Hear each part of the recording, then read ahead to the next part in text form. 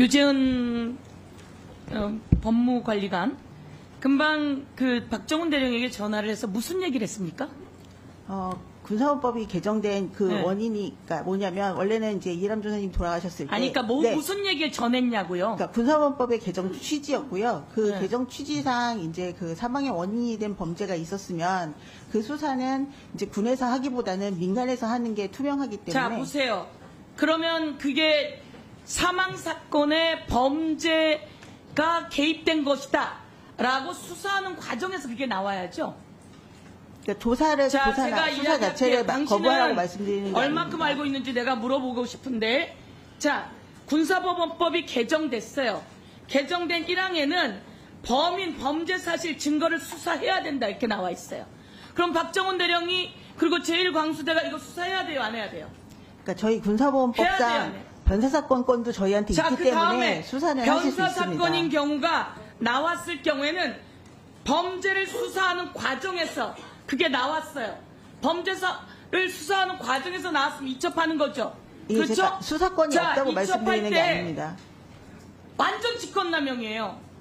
이첩할 때 이첩 인계서는 봤어요, 안 봤어요? 자, 인계서는 받았습니다. 이첩 인계서에 죄명 그리고 피혐의자 그리고 피혐의 내용 이런 거 쓰게 되어 있어요, 안 되어 있어요? 저희 훈령상은 인지 통보서로 넘기게 돼 있고요. 박정훈 인지 수석의 통보서에 수사장님은 그렇게 쓰게 되어 있어요, 안 되어 인계서로 있어요? 넘기셨습니다. 자, 인지 통보서도 그렇게 되어 있고 사건 인계서에도 그렇게 되어 있어요. 그런데 이 군사법원법이 바뀐 이유는 뭐죠? 이종석 국방부 장관과 같은 사람이 아니면 대통령실 800에 7000이 전화와서 7070이 전화와서 이 사건에 개입할까봐 바뀐 거예요. 그런데 딱 맞게 개입을 한 거예요. 이종섭 장관이 전화를 받고 전화를 7070으로부터 받고 이첩을 보류시키는 거죠. 그 과정에 유재원이라고 하는 사람을 쓰게 되는 거예요. 유재원 법무관리관은 그런 전화를 하면 돼요, 안 돼요? 안 되는 거예요. 그리고 이 법이 바뀐 이유는 뭐예요? 수사하는데 수사해서 내용 이 사건 인계서에 맞게 그리고 지금 말했듯이 인지통보서에 맞게 보내서 죄명, 피혐의자, 피혐의 내용 다 적어서 쓰라고 되어 있는데 중간에 전화를 해서 끼어들어서 그런 거 없이 그냥 넘기시죠 라고 할까봐 법이 바뀐 거예요. 그런데 마치 그 법을 저기 나와 있어요. 그 법을 마치 자기가 잘 알고 있는 둥 해서 엉뚱한 소리를 했으니까 그게 바로 군사법원법 228조 위반이에요. 그리고 이종석 국방부 장관은 제가 이첩 보류 시킨 겁니다. 자, 저 법에 의해서 이첩 보류 시키면 법 위반이에요.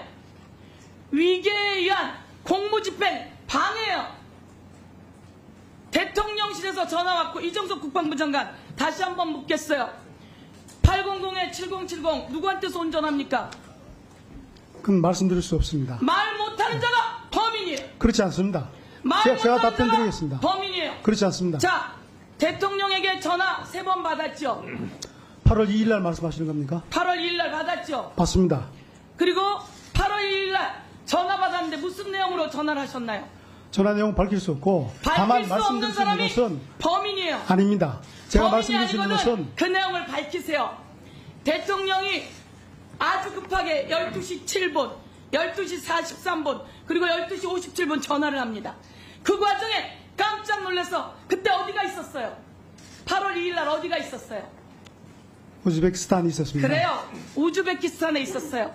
그런데 대통령이 비아폰이 아니라 자기 핸드폰으로 전화하면 돼요, 안 돼요? 그런데 그 내용을 밝힐 수 없다고 해요. 그 전화를 받으면서 박정훈 대령을 보직해임을 통보해요. 대통령이 전화를 했는지도 밝힐 수 없다. 대통령이 전화한 게 다 밝혀지니까 무슨 내용인지 밝힐 수 없다. 밝히지 못하는 사람이 범인이에요. 아닙니다. 선후관계를 말씀드리면은 그건 제가 그다음에 이야기하시고 수사 그다음 지시를 날 하고 이야기할게요. 인사 박정훈 접시 대령. 검토를 하고 난 다음에 전화를 받았기 때문에 전화 박정훈 내용하고 대령. 관계 없습니다. 정의로운 군인이에요. 이런 여러 가지 외압이 있음에도 불구하고 그런데 이렇게 해서 박정훈 대령에게 유리한 게 뭐가 있죠? 없습니다. 내가 타협했으면 박정훈 대령부터 그 광수대 그 모든 수사관들까지 전부 다 다치는 거예요. 그러지 않으려고 이종섭 국방부 장관도 불법하지 않게 하려고 이첩한 겁니다. 맞습니까? 맞습니다. 맞고 해병대 사령관에게 해병대가 정직하고 정의로운 군대가 되기 위해서는 반드시 이첩해야 된다라고 말씀드렸습니다. 저는 이첩으로 인해서 의원님이 말씀하신 대로 제가 얻을 이익은 아무것도 없습니다. 이상입니다. 김동혁 검찰단장 누가 시켰어요? 항명수괴죄라고 이야기를 했죠. 수사와 관련해서 어떠한 지시나 지침 받은 적이 없고 수사팀 논의를 거쳐서 제가 전적으로 결정했습니다. 그러면 범죄행위예요. 제가 이야기할게요. 그렇게 생각하지 않습니다. 구속영장 청구하면서 박정훈 대령 구속영장 청구하면서 거기에 박정훈 대령이 메시지를 다 지웠다. 통화 내역을 지웠다. 이렇게 구속영장에 들어있었죠? 네, 본인이 했던 얘기 그대로 인용한 겁니다. 본인이 그런 얘기 했습니까? 새빨간 거짓말입니다. 그 증거를 인멸하는 사람이 어떻게 수사관한테 검사한테 나는 문자를 다 지운다 이런 얘기를 하겠습니까? 그 그래서 전후 그 과정을 얘기는 설명을 드리면은 새빨간 거짓말입니다. 자, 네. 새빨간 거짓말을 구속영장에 쓸 수 있는 그 간은 거짓말한 적 없습니다. 얼마나 부었길래 그런 간이 부어서 그런 거짓말 구속영장을 쓰죠? 거짓말한 적 없습니다. 자, 그런데 공수처에 그러면 본인은 핸드폰 제대로 냈어요? 네, 제대로 냈습니다. 제대로 냈는데 무슨 폰을 냈어요? 깡통폰을 냈다면서요? 써던 폰 그대로 냈습니다. 그 쓰던 폰을 다 지워서 깡통폰을 냈다면서요? 그러면 본인이 했던 거에 의하면 본인 구속영장 청구해야 되는데 맞지 않습니까? 다 지워서 깡통은 낸 적 없습니다, 의원님. 자, 모든 것을 다시 한번 김정혁 깡통폰, 임성근 깡통폰, 그리고 절대 동의할 수 없습니다. 뭐 하시는 거예요? 네, 동의하지 못하겠습니다. 자, 누가 시켰는지, 그리고 누가 이것을 불법으로 이 사건을 탈취했는지 모든 것은 전부 다 범죄이다. 예, 정리해 주세요. 에 의한 공무집행 방해고 공영문서 탈취죄다. 정리해 주세요. 전혀 동의하지 않습니다. 정리해 주세요. 김동혁 증인.